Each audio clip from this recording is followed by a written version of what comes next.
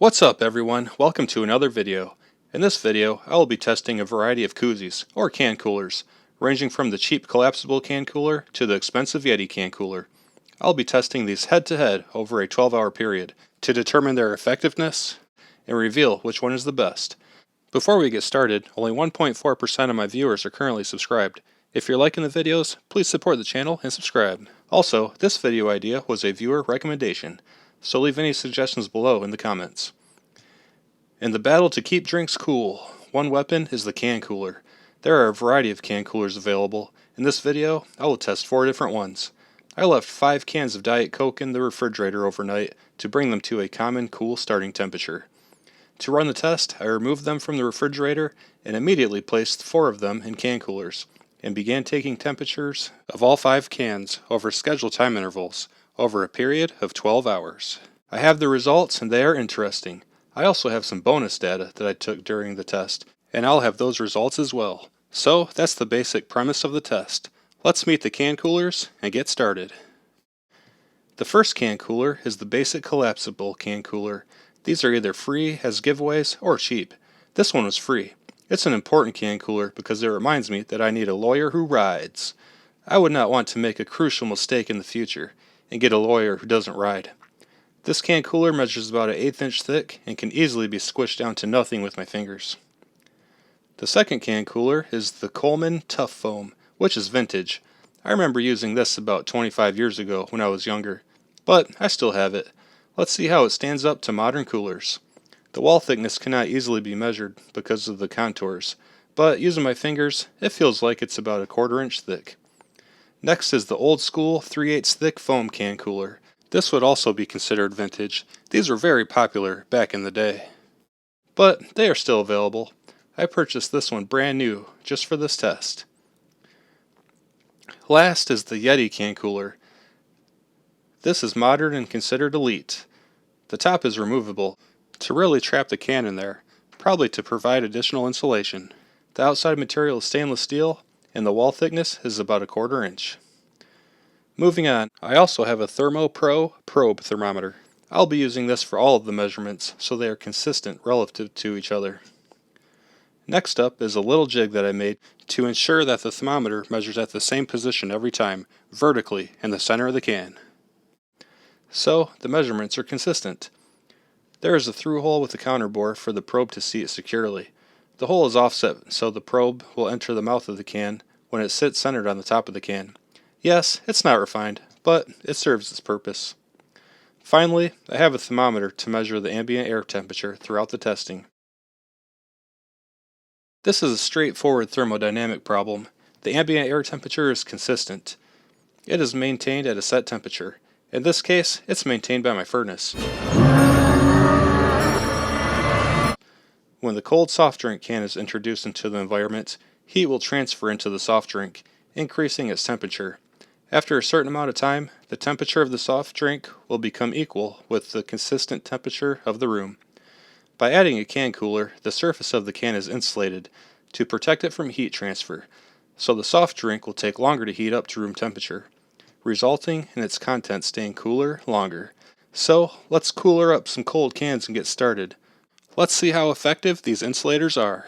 First, I removed the cold cans from the refrigerator and immediately placed them in the can coolers. I cracked them all open and began measuring. One can does not have a can cooler. This is the control can. This way, we have something to compare the can cooler results to. We can see how they perform compared to a standard rate of a can with no cooler at all. I began taking temperature measurements at set intervals. For the first hour and a half, I took measurements every 5 minutes. The rate of the heat transfer is the highest when the temperature difference is the greatest. I wanted to be sure to capture the temperature changes in the beginning when the soft drink cans were at their coldest, right out of the fridge. After the first hour and a half, when the rate of temperature change decreased a little, I increased the time interval to 10 minutes for the next 2 hours. Then I measured the temperature every 20 minutes for the next 2 hours, then 30 minutes for the next 6.5 hours. That totals up to 12 hours. Now let's check out the results. Here's a line graph showing temperatures in Fahrenheit over a period of 12 hours. The green line is the room temperature, and this is maintained between 68.5 and 71 degrees.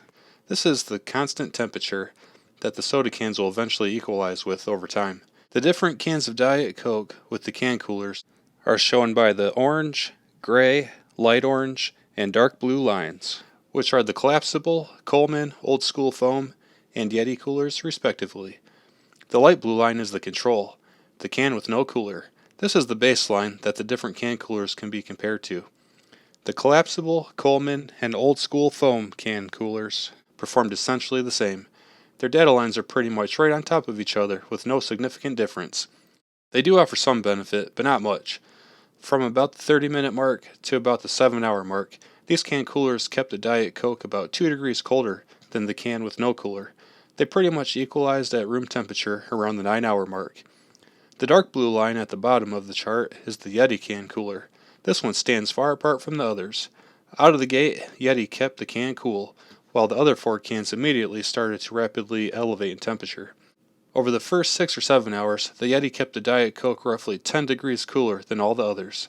After that, it gradually increased toward room temperature, but by the end of the 12 hours, it was still 7 degrees cooler than the room temperature, where the rest had reached room temperature 3 hours prior.